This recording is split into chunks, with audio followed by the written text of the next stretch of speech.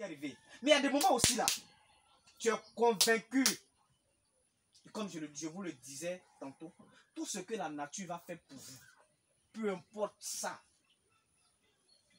même si la taille est comme ça, dites-lui merci. Je suis un homme comblé. Je suis un homme de paix. Je suis un homme intelligent. Je suis le plus intelligent de ma famille. Je vais transformer ma famille. Je suis la personne la plus importante. Je ne cours plus après les femmes. Les femmes vont venir vers moi et je ferai mon choix. Prononcez ces paroles chaque jour que Dieu fait sur votre vie. Vous allez voir le changement qui va commencer à se passer. Soyons positifs envers nous-mêmes. Soyons positifs. Soyons heureux que nous sommes les personnes qui allons changer nos différentes familles. Parce que nos familles attendent ça de nous. Et c'est possible. C'est possible. Je crois vraiment en vous. Ayons des visions.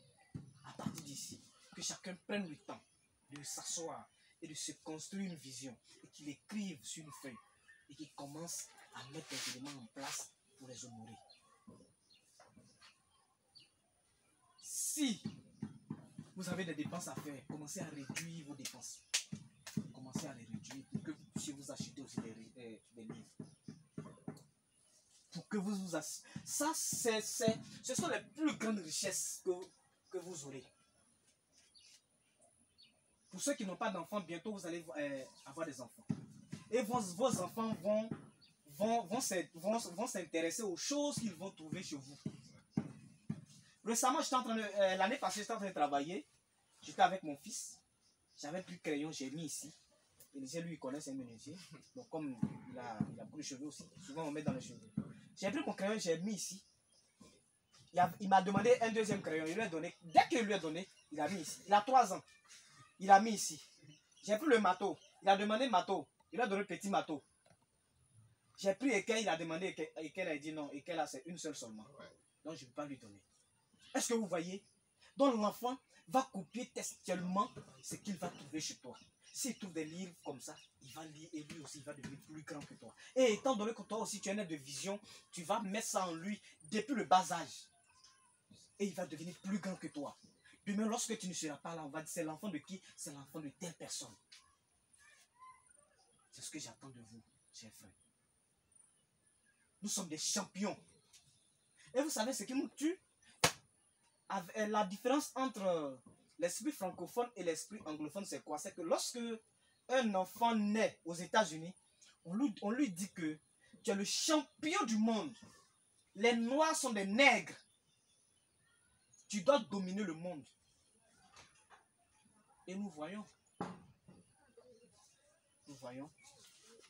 Maintenant, lorsque un noir naît, un Africain naît, c'est trop dur.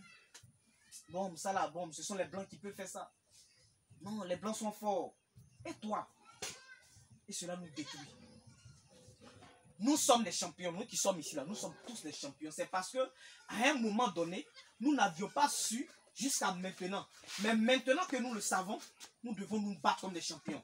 Est-ce qu'un champion, avec quelqu'un qui est censé remporter une coupe, et puis quelqu'un qui est censé participer à la course, est-ce qu'ils ont le même rythme de travail? Jamais. Donc, je vous interpelle que nous devons travailler. On va mettre une structure en place où il va y avoir des jours et des heures où nous serons tous en train de travailler. Toi, on envoie un message dans le groupe, tu n'as pas répondu, c'est que tu dors. Et tu vas subir les conséquences. Tu vas subir une punition.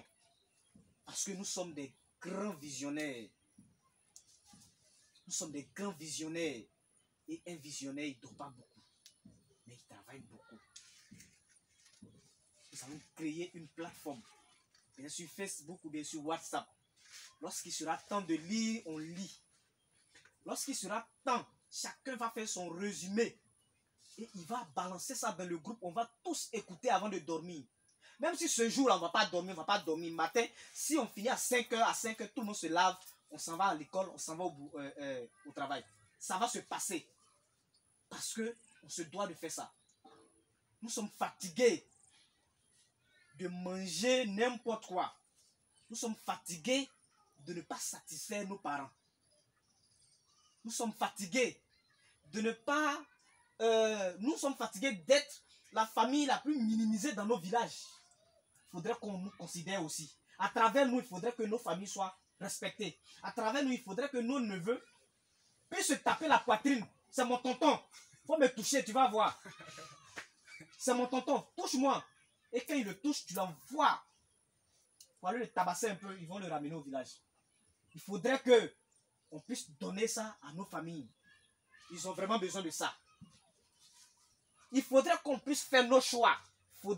Il ne faudrait pas qu'on puisse nous imposer toujours les choses. Qu'on fasse nous-mêmes nos choix. Pour dire demain lundi, demain, demain je vais où là? Demain je vais à New York. Et demain tu es à l'aéroport, Félix Kouboy, tu prends ton vol, tu vas. Moi-même là, je n'ai pas dormi ici. Je m'en vais au Canada. Et tu te retournes. Parce que tu as ton jet privé. Ou bien parce que le billet d'avion qui coûte 300 000 francs ne représente plus rien pour toi. Parce que le jour où tu vas mourir, là, tu es parti définitivement, c'est fini. Pendant que tu es vivant, profite de ta vie comme tu dois. Et cela passe par une vision. La vision. La vision. Que personne ne te dise que ta vision est grande. Que personne ne te dise que rien n'est impossible. Tout est possible. Tout est possible. Je sais qu'il y a des parties que vous n'allez pas comprendre parce que vous n'avez pas lu ce que j'ai lu. Mais au fil du temps, vous allez me rejoindre. Ah, monsieur Jean-Marc, je viens de découvrir ce que tu as dit l'autre fois. Je viens de voir ça. En même temps, en fait, tu vas arrêter la lecture, mais tu vas m'appeler pour me dire ça. Voilà. Parce que, arrangez-vous. Peu importe l'argent que vous gagnez. Peu importe. Économisez un peu. Économisez un peu, un peu. Achetez-vous des livres. Achetez-vous des livres. Achetez-vous des livres. Ça va beaucoup vous aider. Ça va vraiment vous aider. Ça va vraiment vous aider.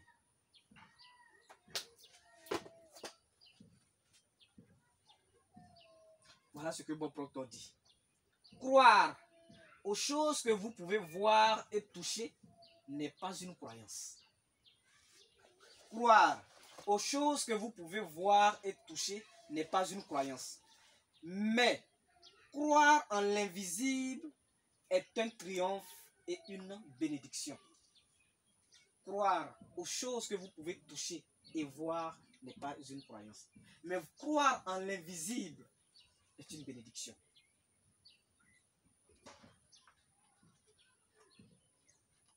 Ce monsieur-là, à 26 ans, il n'avait rien. Il était fauché.